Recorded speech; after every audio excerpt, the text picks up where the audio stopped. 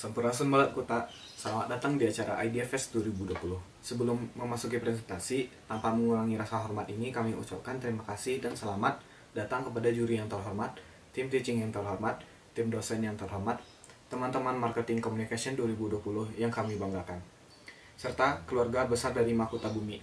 Kami mengucapkan terima kasih atas kesempatan yang telah diberikan kepada kami untuk membuat video presentasi Mahkota Bumi di acara IDFest 2020. Untuk memperkenalkan kepada kalian hal menarik tentang Mahkota Bumi. Sebelumnya, nama saya Muhammad Raffi dari kelas KM42 MC4. Hari ini kami akan membuat kalian terpukau dan terpesona tentang keindahan dari Kampung Adat Kuta. Kami sampaikan mengenai Kampung Adat Kuta serta Mahkota Bumi. Sebelum membahas dan mengenal Kampung Adat Kuta lebih jauh, kami akan memaparkan poin pembahasan pada hari ini. Mulai dari city overview, SWOT analysis, communication objective, target audience, kompetitor, brand touch point, dan kreatif strategi dan kontak point. Pertama adalah strength, yaitu peraih penghargaan Kalpataru tahun 2002 sebagai penyelamat lingkungan. Yang kedua, terdapat hutan keramat yang dinamakan Leuweung Gede seluas 30 hektar. Yang ketiga, salah satu kampung adat yang aktif dan berpotensi di Jawa Barat dengan populasi kurang lebih 260 jiwa. Yang keempat, hutannya yang masih asri dikarenakan tidak boleh sama sekali ditebang. Yang kelima, olahan dari hasil alam seperti aren dan kopi. Selanjutnya, weakness. Yang pertama, akses menuju Kampung Adat Kuta yang jauh dan sulit untuk diakses. Yang kedua, hasil bumi belum terkonsep dan belum diolah dengan baik. Hasil masih diolah dengan sistem home industry. Selanjutnya, opportunity. Pemerintah mendukung program One Village, One Product, dan One Village, One Company di Kampung Kuta. Yang kedua, Kampung Adat Kuta bekerjasama dengan universitas lokal di Ciamis untuk membantu dalam publikasi media sosial. Selanjutnya, threat. Kampung adat lain yang berada di Jawa Barat dan memiliki potensi sumber daya alam yang sama, seperti Kampung Naga, Kampung Pulo, Kampung Adat Cipta Gelar, Kampung Adat Cikondang, Kampung Adat Sindan Barang, Kampung Adat Cirende, dan Kampung Adat Bancai. Yang kedua, Kampung Kuta belum menjadi top of mind pariwisata di Jawa Barat. Selanjutnya adalah positioning dari Kampung Kuta adalah Kampung 1001 Pamali.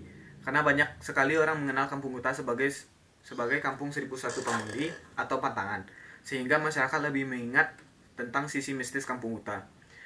Padahal tujuan Pantangan tersebut adalah untuk menjaga keaslian dari Kampung Kuta. Adapun unique selling point yang dimiliki Kampung Adat Kuta yaitu Leuweung Gede. Dikarenakan Leuweung Gede di Kampung Adat Kuta boleh dikunjungi oleh wisatawan dan masyarakat dengan adanya beberapa peraturan yang harus dipatuhi oleh pengunjung dan peraih penghargaan Kalpataru. Melalui unique selling point yang dimiliki oleh Kampung Adat Kuta dan hasil analisis SWOT, maka terbentuklah positioning yang baru untuk Kampung Adat Kuta, yaitu Kampung Adat Penyelamat Hutan. Dalam observasi yang telah kami lakukan, kami menemukan hutan yang sangat asri dan terjaga oleh kondisi serta keasriannya, yang dinamakan Leuweung Gede, dan peraih penghargaan Kalpataru yang didapatkan oleh Kampung Adat Kuta pada tahun 2002. Selanjutnya adalah brand touch point yang mana mendeskripsikan positioning Mahkota Bumi. Di antaranya yaitu, yang pertama, menyajikan cerita dan mengangkat nilai-nilai dari Kampung Kuta. Yang kedua, melakukan pameran tradisi dan adat seperti tradisi nyuguh dan babarit dari Kampung Kuta yang bertujuan untuk menjaga lingkungan. Yang ketiga, membuat campaign 1 bulan untuk selamanya yang mengajak masyarakat untuk menggunakan produk eco-friendly sehingga tidak mencemari lingkungan. Yang keempat, membuat campaign video mengenai gerakan menjaga hutan di sosial media sesuai dengan nilai adat Kampung Kuta. Adapun target audiens Kampung Adat Kuta yang yaitu berdasarkan data jumlah kunjungan wisata Kampung Adat Kuta mencapai 2 juta lebih wisatawan lokal. Yang pertama, geografis Jawa Barat dan Jawa Tengah. Yang kedua, demografis laki-laki dan perempuan generasi Z rentang umur 17-25 tahun. Yang ketiga, behavior mahasiswa pencinta alam, orang yang menyukai petualangan, dan akademisi. Selanjutnya kita memasuki communication objective, di mana terdapat what to say dan how to say. What to say atau apa yang akan disampaikan yaitu kearifan lokal dalam melestarikan hutan. Kemudian agar pesan tersebut tersampaikan, maka momen tepat dalam menyampaikan positioning baru kami yaitu mengajak masyarakat untuk menerapkan kearifan lokal kampung adat Kuta dalam melestarikan lingkungan dengan membuat program eco-friendly 1 bulan untuk selamanya. Yang kedua, mengedukasi masyarakat mengenai kebiasaan kampung adat Kuta menjunjung tinggi kearifan lokal melalui pentas seni atau event Urban Village 2020. Nah, ini dia kompetitor besar dari kampung adat Kuta, yaitu kampung adat Naga. Mengapa kampung adat Naga? Karena dilihat dari sektor hutan, yang pertama jauh dari kata modern. Yang kedua, sebagian besar dari masyarakat kampung adat Kuta bekerja sebagai petani dan berkebun. Yang ketiga, menjaga lingkungan sekitar mereka, terutama hutan. Yang keempat, masyarakat masih sangat tradisional. Yang kelima adanya liung gede. Yaitu yang pertama, konsep mahkota. Asal-usul geografi Kuta yang dikelilingi oleh tebing dan akhirnya berbentuk seperti mahkota. Dulu sempat disebut sebagai mahkota. Yang kedua, bentuk daun pada ujung mahkota.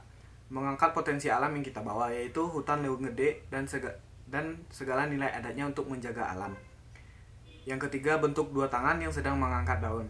Diartikan sebagai masyarakat yang senantiasa menjaga alam sekitarnya. Yang keempat, itu garis di bawah mahkota. Penyangga alam diartikan sebagai manusia memiliki kewajiban untuk menuruti nilai-nilai alam yang berlaku, yaitu manusia membutuhkan alam, begitupun sebaliknya. Yang kelima, konsep warna. Pecahan dari warna hijau yang melambangkan alam, khususnya hutan. Yang pertama, warna kuning yang memiliki makna kehangatan dan yang menyenangkan. Selanjutnya, warna toska yang memiliki makna penyelamatan.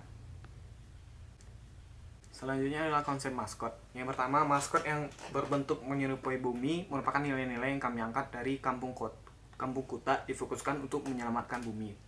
Yang kedua, peta. Peta yang berada di bagian bawah badan maskot tersebut melambangkan peta dari Jawa Barat dan dengan dominan bagian Ciamis, dikarenakan letak kampung Kuta yang berada di daerah Ciamis. Peta tersebut diletakkan di bagian samping kanan badan karena sisi kanan selalu melambangkan kebaikan. Yang ketiga, mahkota. Mahkota di sini kami gunakan dari logo yang memiliki mahkota bumi tersendiri yang mengartikan asal-usul geografi Kuta. Yang keempat, warna dominan navy.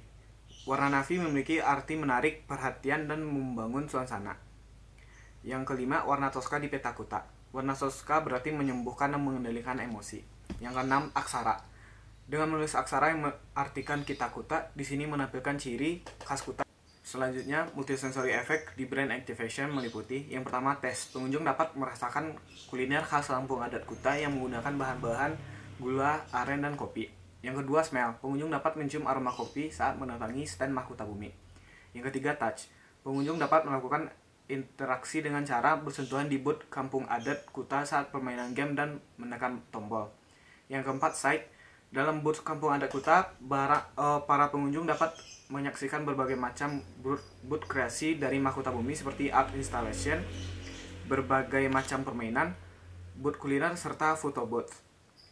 Yang kelima, sound. Pengunjung akan mendengar bunyi khas kampung seperti suara jangkrik dan burung-burung.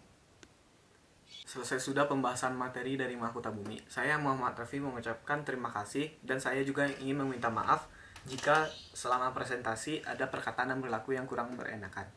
Hatur nuhun.